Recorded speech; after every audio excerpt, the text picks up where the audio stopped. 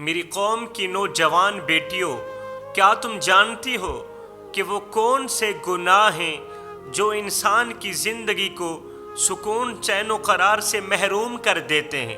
اللہ کی وہ کون سی نافرمانیاں ہیں جن نافرمانیوں کے کرنے سے تمہارا سکون پریشانیوں میں بدل جاتا ہے، تمہاری خوشیاں غموں میں بدل جاتی ہیں؟ آج آپ نے دیکھا ہوگا کہ میرے معاشرے میں ہر ایک نوجوان لڑکی اپنے رشتے کے لیے پریشان ہے، والدین نافرمان اولاد کی وجہ سے پریشان، شادی شدہ جوڑے اولاد نہ ہونے کی وجہ سے پریشان۔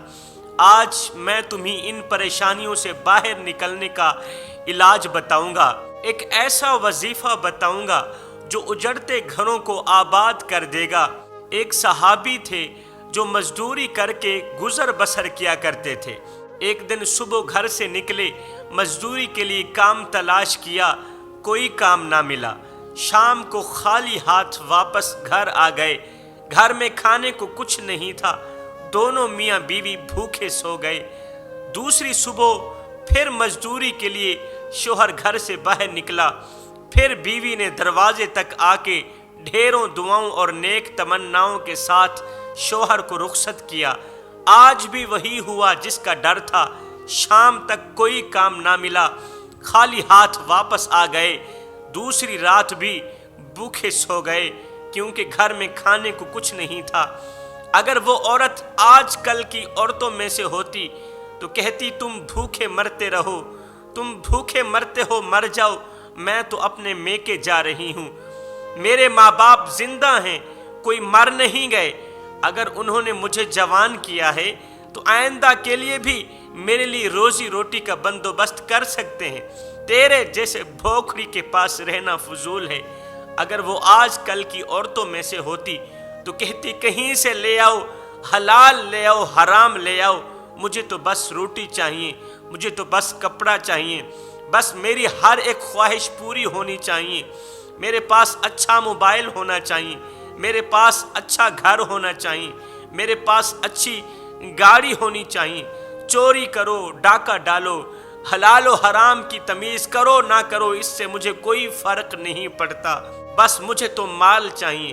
پھر کیا کرتی؟ باہر جا کر دوسری عورتوں کے سامنے روتی، شوہر کے گلے شکوے کرتی کہ اس کم بخت کو تو میری کوئی فکر ہی نہیں، 2 دن ہو گئے ہیں میں نے کچھ نہیں کھایا، اور یہ شام کو خالی ہاتھ واپس آ کر رات کو بڑے مزے کی نیند سوتا ہے، خراٹے لیتا ہے۔ پھر کیا ہوتا ہے؟ شوہر کی خوبیوں پر پردے دے کر خامیاں بیان کرتی ہے۔ لیکن سنو، اس اسلام کی مقدس شہزادی کی داستان سنو۔ شوہر کو مزدوری نہ ملنے کی وجہ سے تیسری رات بھی بھوک سے کاٹ لی۔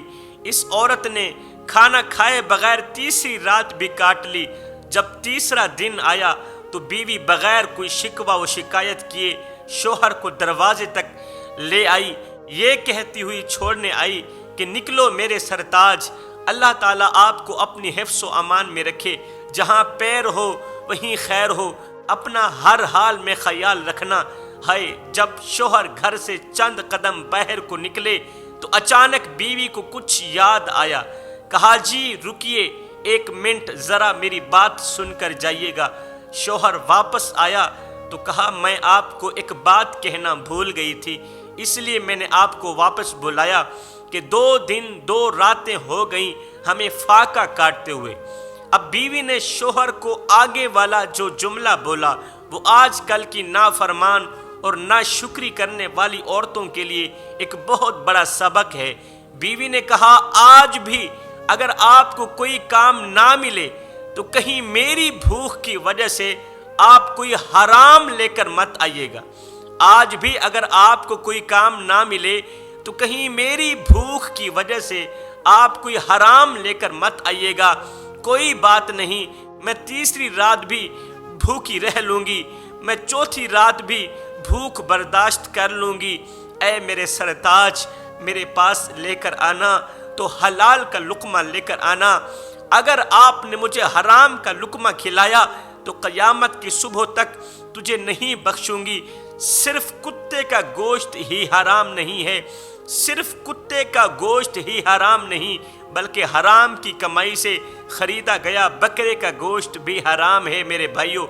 فرمایا جس وقت بھوک سے نڈھال عورت اپنے شوہر سے حلال کا لقمہ طلب کر رہی ہوتی ہے، حلال کا تقاضا کر رہی ہوتی ہے، اس وقت وہ اللہ کے بالکل قریب ہوتی ہے۔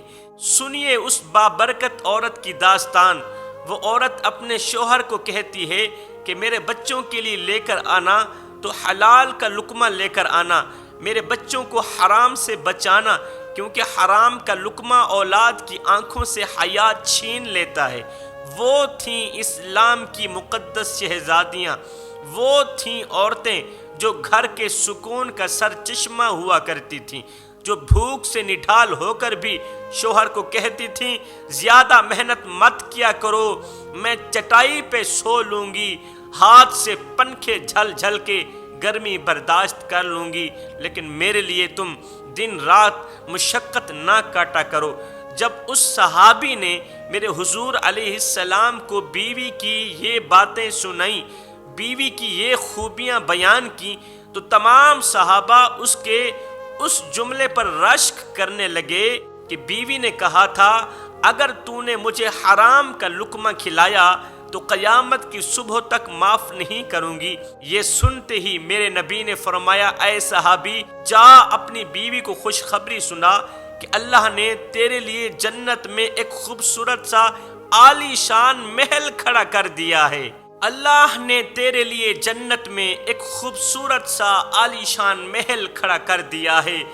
دین اسلام کی نظر میں سب سے اچھی بیوی وہ ہے جو دین کے معاملے میں خامد کی مدد کرے۔ اچھی بیوی وہ ہے جس کو دیکھتے ہی شوہر کا دل خوش ہو جائے۔ یاد رہے خوبصورت بیوی کو دیکھنے سے آنکھیں خوش ہوتی ہیں، جبکہ خوبصورت بیوی کو دیکھنے سے دل خوش ہوتا ہے۔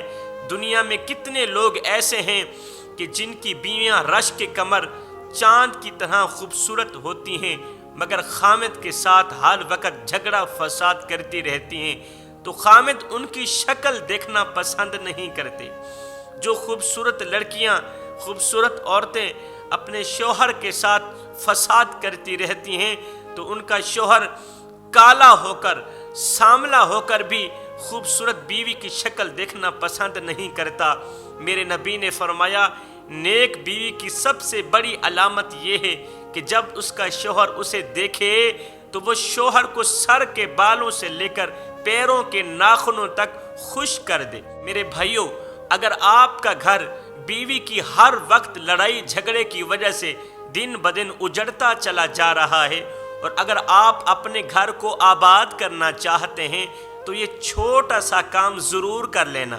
حضرت امام جعفر صادق رضی اللہ تعالی عنہ کا بتایا گیا یہ چھوٹا سا عمل تمہارے گھر کو آباد کر دے گا، کیونکہ اس چھوٹے سے عمل نے لاکھوں کروڑوں اجڑتے گھروں کو آباد کیا ہے۔